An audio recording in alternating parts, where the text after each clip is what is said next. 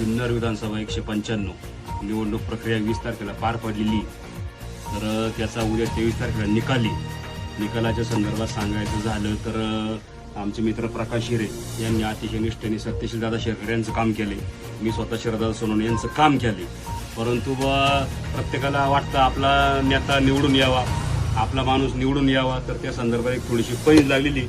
ती पैंज आहे 11,000 रुपयाची. प्रकाश हिरे यांनी 11,000 रुपये दिले, नितीन पानसरे यांनी 11,000 रुपये दिले, अशी एकूण 22,000 रुपये संजय निवटे यांच्या ताब्यात देतोय. उद्या दुपारी फार 1 वाजेपर्यंत निकाल स्पष्ट होईल.